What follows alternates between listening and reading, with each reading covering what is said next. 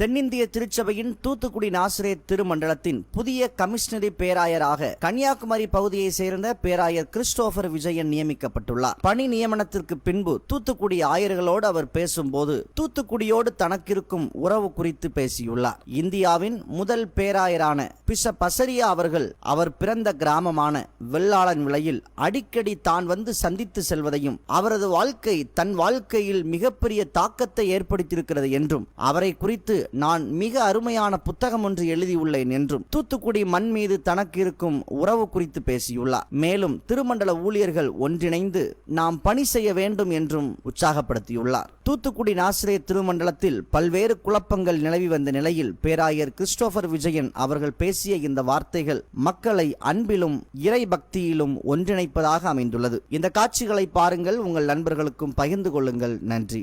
இந்த பேராயம் உருவாகிற போது நான் தென்னிந்திய திருச்சபையினுடைய அருட்பணித்துறையில் இயக்குநராக இருந்தேன். அண்மை பேராயம் கன்னியாகுமரி.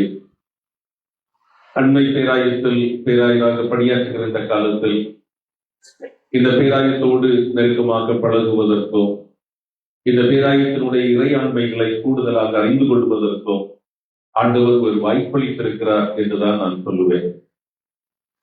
என்னை அறியாமலேயே இந்த மண் மீது எனக்கு ஒரு ஈர்ப்பு உண்டு. அது பேராயர் சசரியா. ஒரு முறை மிக சாதாரணமாக அவருடைய வாழ்க்கை சரித்திரத்தினுடைய ஒரு பகுதியை படித்துக் கொண்டிருந்தேன். அதை படித்த போது அவருடைய ஆழ்த்தத்துவம், அவர்களுடைய இறையாண்மை, அவர்களுடைய கடினமான உழைப்பு, திருச்சபையை குறித்த தூரக்காட்சி, இவைகள் என்னை அதிகமாக கவர்ந்தன. ஆகவே நேரம் கிடைக்கிற போதெல்லாம் அவரை பற்றி நான் படிக்க ஆரம்பித்தேன். ஒரு கட்டத்தில் நான் இங்கிலாந்து நாட்டில் ஒரு சிறப்பு பயிற்சிக்காக சென்ற போது அவருடைய வாழ்க்கை சரித்திரத்தை ஒரு சிறப்பு பாடமாக எடுத்துக்கொண்டு பல்வேறு தகவல்களை நான் திரட்ட தொடங்கினேன். என்னுடைய விதமிஞ்சிய ஒரு பக்தி உணர்வினாலும் அவருடைய வாழ்க்கை என்னை மிகப்பெரிய அளவிலே ஈர்த்து விட்டதாலும் அப்போது அவருடைய வாழ்க்கை சரித்திரத்தை தமிழிலே ஒரு சிறு நூலாக நான் எழுதி நான் மகிழ்ந்தேன். அந்த நூலை நான் அவ்வப்போது நானே படித்து மகிழ்வது உண்டு. அது மட்டுமல்ல, நான் வெள்ளாளன் விளைக்கும் பல முறை நான் வந்திருக்கிறேன். குறிப்பாக நான் தென்னிந்திய திருச்சபையினுடைய அருட்பணித்துறை இயக்குநராக இருந்த போது டோர்னக்கல் டயசினுடைய மிஷினரிகள், போதகர்கள், பெண்கள் சங்க உறுப்பினர்கள் எப்போதெல்லாம் கன்னியாகுமரிக்கு வருகிறார்களோ அப்போதெல்லாம் அவர்களை வெள்ளாளன் கிளைக்கு அழைத்து வருவதையும் நான் மறப்பதில்லை. அந்த அளவுக்கு இந்த பேராயம், இந்த பேராயத்தினுடைய ஏதோ ஒரு பகுதி என்னுடைய மனதை எப்போதும் தொடுகிற ஒரு பகுதியாகவே இருக்கிறது. பேராயர் சசரியா போன்ற மிகப்பெரிய மகான்களை பெற்றெடுத்த இந்த மாபெரும் மண், இது ஒரு புனிதமான மண். இந்த மண்ணில் இந்த காலத்து தலைமுறையினராக கடவுளுடைய பணியிலே நாம் பங்கேற்கின்றோம். இந்த பேராயத்திற்கு நான் பொறுப்பு பேராயர் என்பது இது சிறிது காலம்தான். நீங்கள் எனக்கு சால்வை அறிவித்த போது நிரந்தரமாக இங்கே இருந்து விடுவேன் என்று நினைத்தீர்களோ தெரியவில்லை. அந்த அளவுக்கு மிகப்பெரிய வரவேற்பை கொடுத்து விட்டீர்கள். ஆனால் மிக மிக மிக கொஞ்ச காலம்தான். எவ்வளவு பேராயர் தேர்தலுக்கான நாள் குறிக்கப்பட்டிருக்கிறது என நினைக்கிறேன். ஆகவே ஒரு பேராயரை தெரிவு செய்யக்கூடிய அந்த நடைமுறைகளில் உங்களோடு இணைந்து பயணிக்கின்ற அந்த ஒரே ஒரு பணிதான் என்னுடைய பெரும் பணி. அதற்கு பிறகு உங்களுக்கென்று ஒரு பேராயரை பெற்றுத் தருவதும் நம்முடைய கடமை என கருதுகின்றேன்.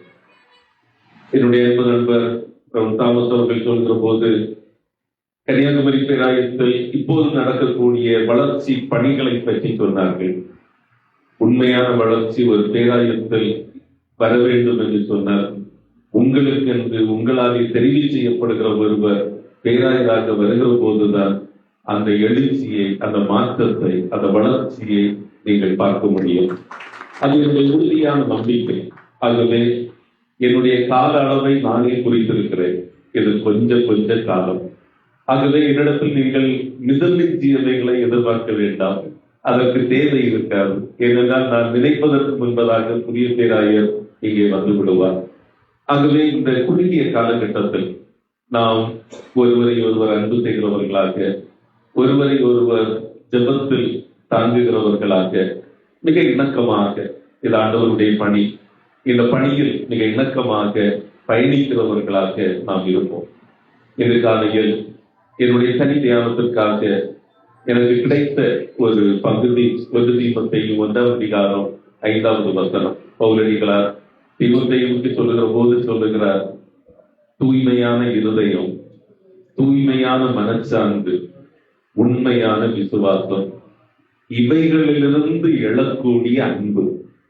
ஒரு அழுத்தமான செய்தியை தீமோத்தேயுவுக்கு சொல்லுகிறார். திருப்பணிக்காக, நற்செய்தி பணிக்காக தன்னுடைய உடன் பணியாளராக இணைத்துக் கொள்கிற போது தீமோத்தேயுவுக்கு அவர் சொல்லுவது, நீ தூய்மையான இதயம் உள்ளவராக, தூய்மையான மனச்சான்றுள்ளவராக, உண்மையான பக்தி உள்ளவராக இருக்க வேண்டும். இந்த தூய்மையான இதயம், தூய்மையான மனச்சான்று, உண்மையான பக்தி, இவைகளிலிருந்து எழக்கூடிய அன்பு அது நிரந்தரமாக இருக்கும், அது முழுமையாக இருக்கும். அந்த அன்பு பாதியிலே நின்று விடாது. ஆகவே நம்முடைய அன்பும் அத்தகைய முழுமையான ஒரு அன்பாக இருக்கட்டும். இந்த பேராயத்திற்கு கடவுள் ஒரு தெரிவு செய்யப்பட்டிருக்கிற ஒரு இயல்பான ஒரு ஜனநாயக அமைப்பிலான ஒரு குழுவை ஆண்டவர் தந்திருக்கிறார். மதிப்புக்குரிய திருவாளர் டி.கே. ராஜன் அவர்களோடு எனக்கு நீண்ட கால அறிமுகம் எனக்கு உண்டு. தென்னிந்திய திருச்சபையின் அருள்பணித்துறை இயக்குநராக பணியாற்றுகிற போதே அவர்களிடத்தில் நான் மிக நெருக்கமாக பழகவில்லை என்று சொன்னாலும் இயல்பாக பழகி இருக்கிறோம், பேசி இருக்கிறோம், பல்வேறு தளங்களிலே நாங்கள் சந்தித்திருக்கிறோம். ஒரு தனி சிறந்த மனிதர். ஆகவே அவர்களோடும் இந்த பேராயத்தில் உள்ள அனைத்து மக்களோடும் இணைந்து சிறிது காலம் பயணிப்பதற்கும் அதற்கு பிறகு கிடைக்கக்கூடிய காலங்களிலே நாம் சந்திக்கின்ற இடங்களிலே உண்மையான ஒரு பாச ஒரு பொழிவை நாம் வெளிப்படுத்துவதற்கும் ஆண்டவர் நமக்கு அருள் செய்யட்டும். இந்த வாய்ப்பு எனக்கு கிடைக்கக்கூடிய ஒரு பெரும் பேறு என்றுதான் நான் சொல்லுவேன். ஏனென்றால் என்னுடைய பேராயராக பெரும் பொறுப்பேற்று சிறிது காலமே ஆகியிருக்கின்றன. இந்த சிறிது கால அனுபவத்தில் இப்படி ஒரு புதிய பொறுப்பு எனக்கு கிடைத்திருப்பதை நான் மிகப்பெரிய மகிழ்ச்சியுடனும் மிகுந்த பணிவுடனும் ஏற்றுக்கொள்கிறேன். எனக்காக இறைவேண்டல் செய்யுங்கள். உங்களுடைய தனி ஜபத்திலும் உங்களுடைய குடும்ப ஜபங்களிலும் நீங்கள் சந்திக்கின்ற இடங்களில் எல்லாம் எனக்காக இறைவேண்டல் செய்யுங்கள். நானும் என்னுடைய இறைவேண்டலிலே உங்களை முழுமையாக நினைத்துக் கொள்கிறேன். நாம் அனைவரும் இணைந்து இந்த பேராயத்தை ஒரு வலிமையான பேராயமாக மாற்றுவதற்குரிய ஒரு நல்ல பாதையை உருவாக்குவோம். நம்ம எல்லாரையும் விட பெரியவர் ஆண்டவர், நம்ம எல்லாரையும் விட பெரியது ஆண்டுடைய திருச்சபை. நம்முடைய வாழ்க்கையினுடைய ஒற்றை இலக்கு அதுவாகத்தான் இருக்க வேண்டும். நான் நினைப்பதை விட அதிகமாக கடவுள் நினைக்கின்றார், நான் எண்ணுவதை விட அதிகமாக ஆண்டவர் நினைக்கின்றார். ஏனென்று சொன்னால், என்னை விட பெரியவர் ஆண்டவர். அவர் நம்மை ஆளுகிறவர், நம்மை கட்டுப்படுத்துகிறவர், நம்மை நிதானமாக போக சொல்லுகிறவர், நம்மை கரம் பிடித்து நடத்துகிறவர். கடவுள் காட்டுகிற பாதையை விட்டு வேறு எங்கும் போவதற்கு நமக்கு அனுமதியே கிடையாது. ஆகவே நம்மை விட உயர்ந்தவராக இருக்கக்கூடிய அந்த ஆண்டவரை உறுதியாக பிடிப்போம். நம்மை விட உயர்வான திருச்சபையை போற்றுவோம். ஏனென்றால் நாம இருக்கிறோம். நம்ம எல்லாரையும் விட நம்முடைய திருச்சபை பெரியது. நான் பெரியவனா, திருச்சபை பெரியதா என்று கேட்டால் எப்போதுமே திருச்சபை தான் பெரியது. ஏனென்றால் திருச்சபை தான் நம்முடைய உயிர் மூச்சு, திருச்சபை தான் நம்முடைய வாழ்வு, திருச்சபை தான் நம்முடைய இரத்த நாளம். அதை இழந்து விட்டோம் என்று சொன்னால் நமக்கு வாழ்வே இல்லை. ஆகவே திருச்சபையையும் திருச்சபையினுடைய திருப்பணிகளையும் நாம் போற்றுவோம். கடவுளுக்கு முதன்மையான இடத்தை கொடுப்போம். கடவுள் காட்டுகின்ற அந்த உன்னதமான பாதையிலே கரம் கோர்த்து நண்பர்களாக, சகோதரர்களாக, சகோதரிகளாக மகிழ்வோடு பயணிப்போம். கடவுள் நம் அனைவரையும் ஆசீர்வதிப்பாராக. ஆமென்.